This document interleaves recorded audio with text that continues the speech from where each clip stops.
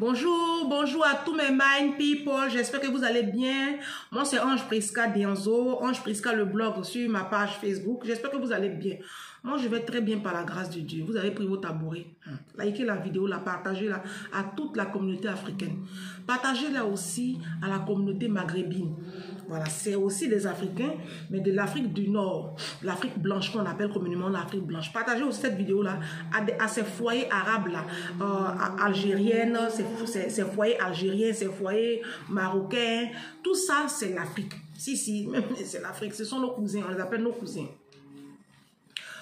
Bon, moi je vis en France, vous le savez.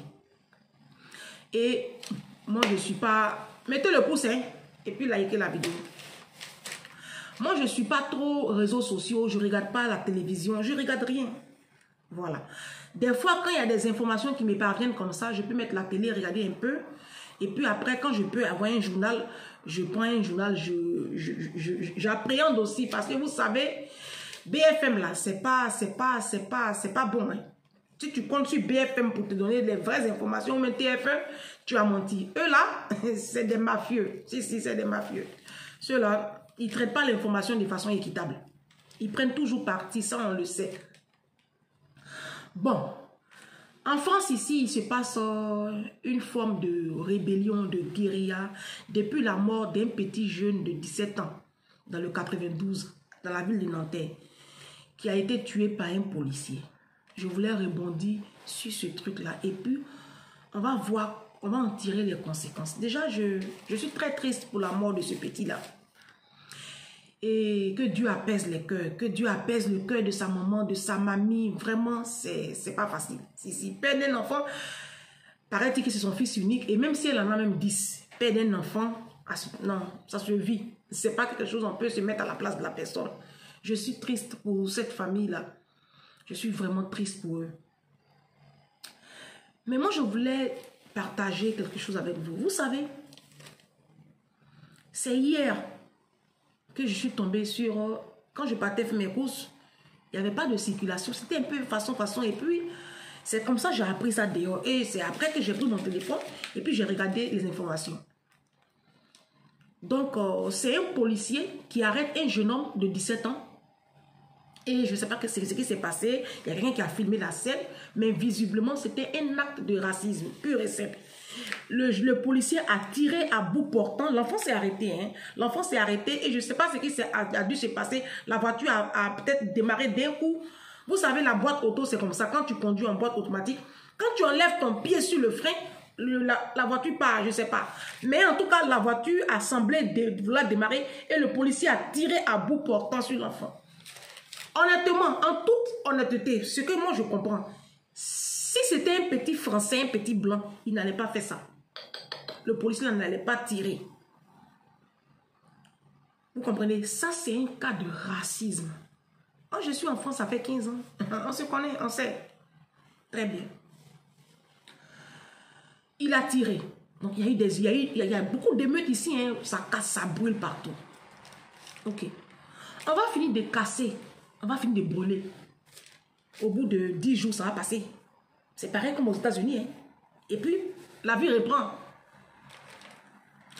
Demain encore, ça va se repasser. Ce n'est pas la solution. La solution, là, moi, je vais vous la donner sur mes pages. Prenez vos tabourets, asseyez-vous. Partagez la vidéo, là. Je vais la faire en 2 temps.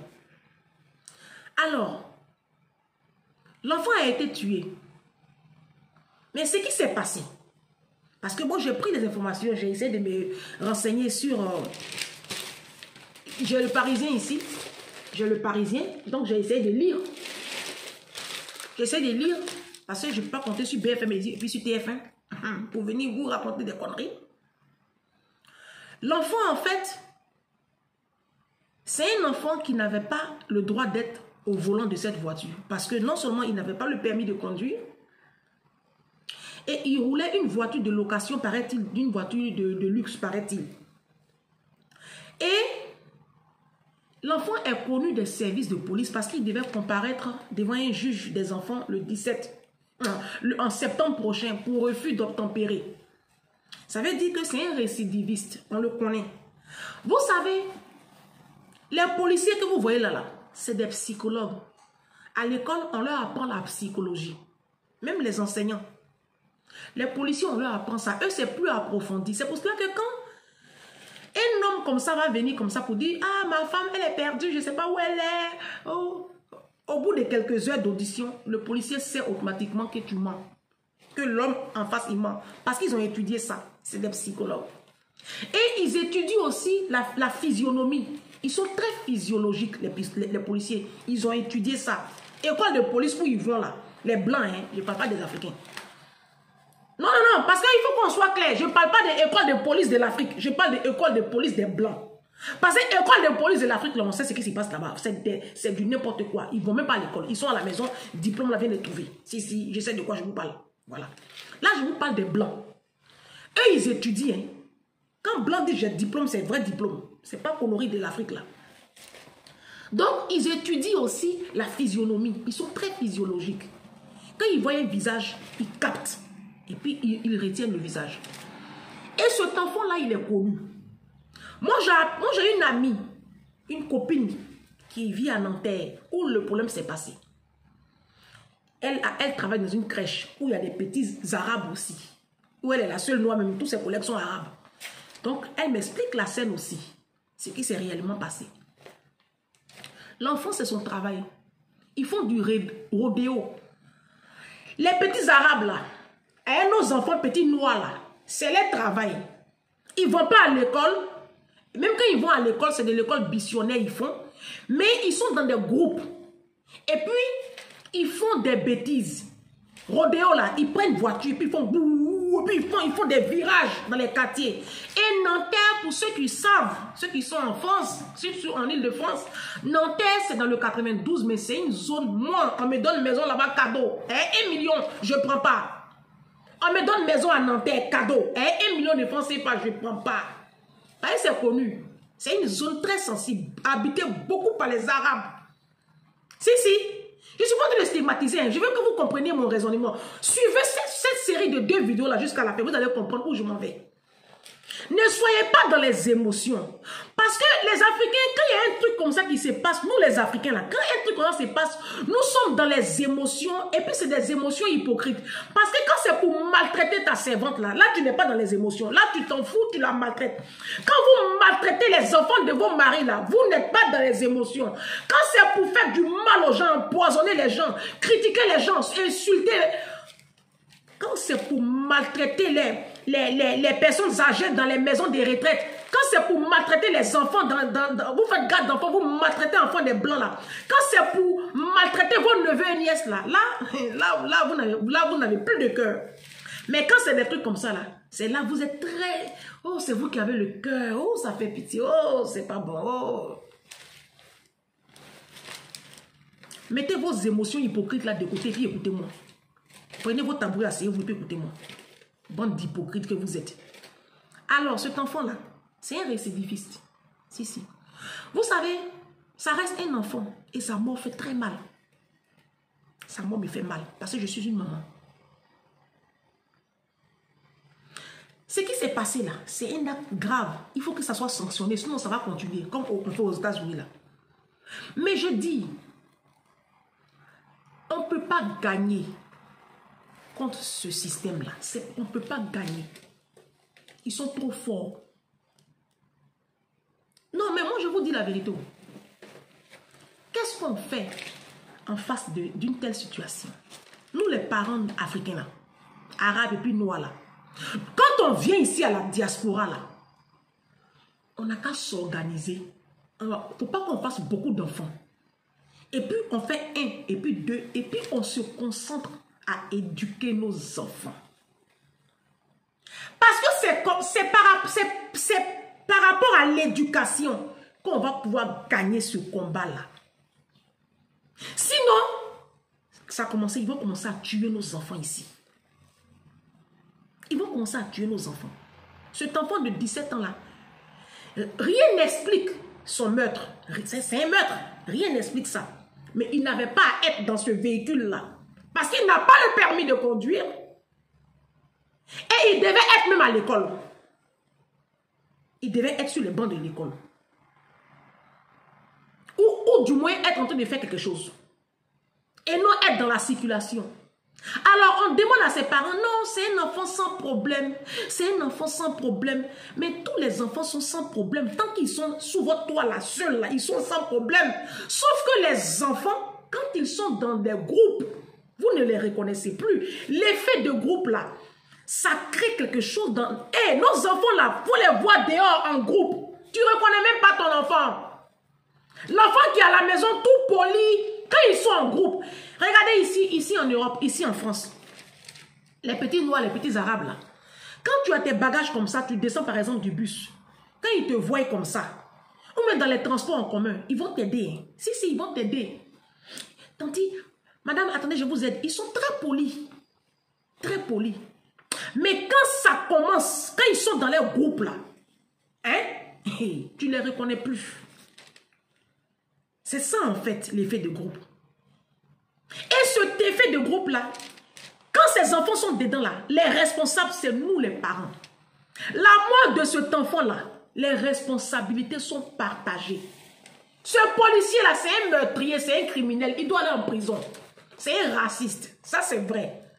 Mais le fait est que si nous en face, on veut se battre avec eux là, la bataille, on a perdu. Hein? On ne peut pas se battre avec ce système-là. Ils sont trop forts. Regardez aux États-Unis, depuis combien d'années ça continue? Les gens brûlent, les gens cassent.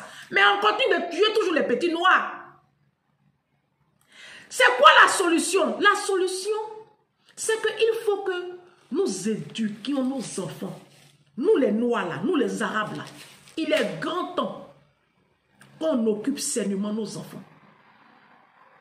Parce que ce qui se passe ici en France, c'est que le papa n'est jamais là. La maman, elle travaille tout le temps et les enfants sont livrés à eux-mêmes. Les enfants ici en France, je dis la France, mais c'est partout dans la diaspora, hein. Aux États-Unis, au Canada, c'est partout. Tu vois des enfants de 7 ans, de 8 ans, de 9 ans qui vont seuls à l'école. Moi, je m'en parle. Ils vont seuls à l'école. Parce que généralement, papa n'est pas là. Et maman doit aller travailler. Parce qu'elle s'est rendue compte que la CAF, là, l'argent qu'on verse là, ça ne suffit pas. Elle s'est pris au jeu de la CAF, mais elle s'est rendue compte que la CAF, là, ça ne suffit pas. Elle doit aller travailler.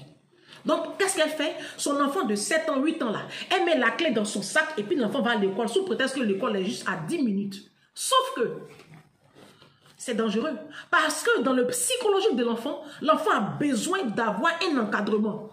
D'avoir quelqu'un, un adulte pour l'accompagner. Et l'enfant grandit comme ça, sans accompagnement. Les matins, il va sur l'école, il revient, il se débrouille. Quand l'enfant arrive au collège, l'effet de groupe commence. Et les Africains n'ont pas cette manie-là, cette mentalité-là d'occuper les enfants les mercredis, les samedis, au travers d'activités. C'est-à-dire les activités sportives, culturelles, éducatives, inscrire les enfants à la bibliothèque, les inscrire au sport, tennis, judo, football, basket, handball, non, la danse, le théâtre, le dessin, la piscine, l'équitation, non. Les Africains, ils trouvent que c'est de l'argent gaspillé. Ou du moins, comme ils ont beaucoup d'enfants, ils ne peuvent pas, ils n'ont pas les moyens pour le faire. Voilà pourquoi je vous dis de ne pas faire beaucoup d'enfants. Donc du coup, les mercredis, les enfants sont en quartier libre. Parce qu'ils n'ont rien à faire, ils s'ennuient. La nature aurait du vide. Mais un enfant qui s'ennuie, c'est un enfant qui va avoir tendance à sortir du domicile et à aller combler ce vide-là. Et c'est comme ça, comme nous aussi, on n'est pas à la maison parce qu'on travaille, il faut bien qu'on travaille. Les enfants sont... Et on est souvent dans des cités. On est souvent dans des logements sociaux.